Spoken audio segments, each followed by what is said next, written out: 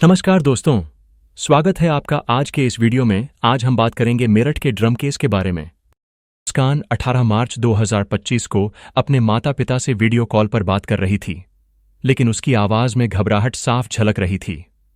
कुछ ही देर में वह फूट फूट कर रोने लगी।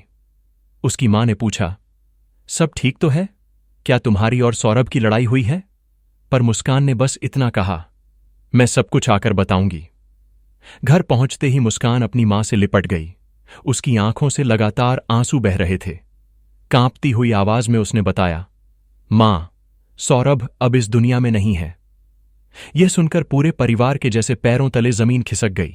यह कहानी मुस्कान की जिंदगी को करीब से दिखाती है। उसकी परवरिश मेरठ के एक खुशहाल मध्यम वर्गीय परिवार में हुई थी। बचपन से ही वह पढ़ाई में अच्छी थी और हमेशा एक्टिव रहती थी, लेकिन उसकी 8वीं कक्षा तक की पढ़ाई के अलावा उसके बचपन के बारे में ज्यादा जानकारी उपलब्ध नहीं है। स्कूल में उसका एक क्लासमेट था, साहिल शुक्ला। दोनों एक दूसरे को पहचानते थे, लेकिन ज्यादा बातचीत नहीं होती थी। स्कूल बदलने के बाद मुस्कान का जीवन दिशा विहीन हो गया। वह पढ़ाई और सामाजिक जीवन दोनों में स्ट्रगल करने लगी और धीरे धीरे खुद को अकेला महसूस करने लगी। इसी दौरान उसकी मुलाकात सौरभ रस्तोगी से हुई। सौरभ लंदन में रहता था और शुरुआत में उसे मर्चेंट नेवी ऑफिसर बताया गया था, लेकिन बाद में पता चला कि वह वहां एक बेकरी में काम करता था। सौरभ को पहली ही नजर में मुस्कान से प्यार हो गया और वह बार बार उससे मिलने की कोशिश करने लगा। धीरे धीरे दोनों के बीच प्यार गहरा हुआ और उन्होंने शादी करने का फैसला किया। हालांकि दोनों के परिवार इस शादी के खिलाफ थे, लेकिन उनका प्यार जीत गया और 2016 में उन्होंने शादी कर ली। शादी के शुरुआती दिन बहुत खूबसूरत थे।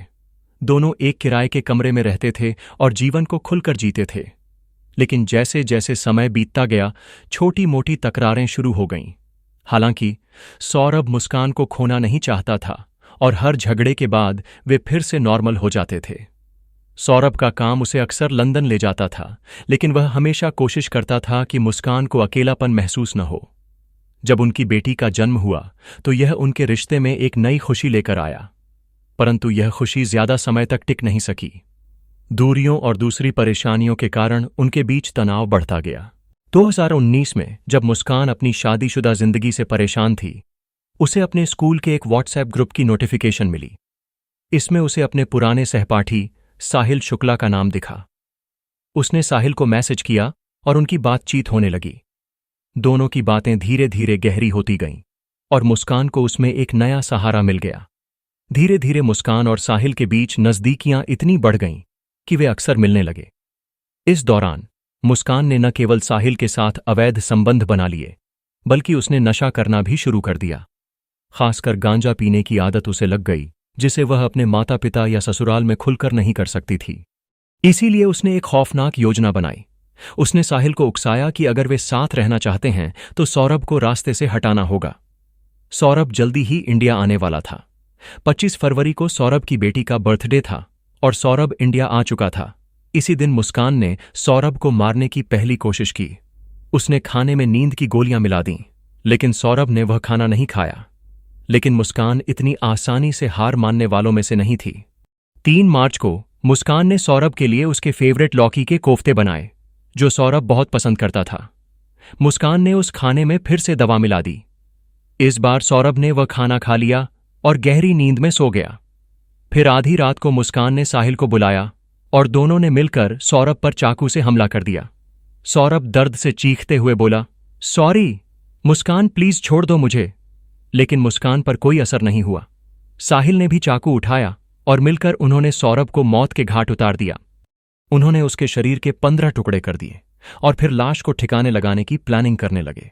पहले उन्होंने इसे सूटकेस में भरकर कहीं फेंकने की कोशिश की, लेकिन लाश सूटकेस में फिट नहीं हो रही थी।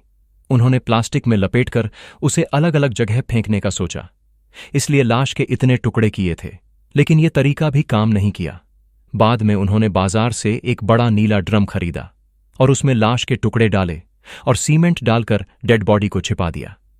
लेकिन इस भयावह अपराध के बाद भी न तो मुस्कान को और न ही साहिल को कोई पछतावा था, बल्कि वे 5 मार्च को शिमला घूमने चले गए। मुस्कान ने सौरभ के फोन से उसकी बहन को मैसेज किए, जिससे लगे कि वह अभी भी जिंदा है। हालांकि उनकी यह चाल ज्यादा दिन नहीं चली। जब मुस्कान ने अपनी मां को फोन कर झूठी कहानी गढ़ी कि सौरभ के परिवार ने उसे मार दिया, तो उसकी मां को शक हुआ। जब वे पुलिस स्टेशन गए तो पूछताछ के दौरान मुस्कान का झूठ ज्यादा देर नहीं टिक सका और उसने अपना गुनाह कबूल कर लिया। लेकिन हैरानी की बात यह थी कि इस मामले में समाज में कोई बड़ा हंगामा नहीं हुआ, शायद इसलिए क्योंकि पीड़ित एक आदमी था। बुधवार को सैकड़ों लोगों ने कैंडल मार्च निकालकर मुस्कान और साहिल के लिए फांसी की मांग की। मुस्कान रस्तोगी और साहिल शुक्ला अब सलाखों के पीछे हैं, लेकिन इस हत्याकांड से जुड़े कई सवाल अभी भी अनसुलझे हैं। पुलिस की जांच में कई चौंकाने वाले खुलासे हो रहे हैं। क्या यह सिर्फ एक लव अफेयर में की गई हत्या थी या इसके पीछे कोई बड़ा ड्रग नेटवर्क काम कर रहा था? जांच में पता चला है कि साहिल और मुस्कान के कुछ संदिग्ध लोगों से संपर्क थे, जिनके तार दिल्ली और हिमाचल के ड्रग माफिया से जुड़े हो सकते हैं।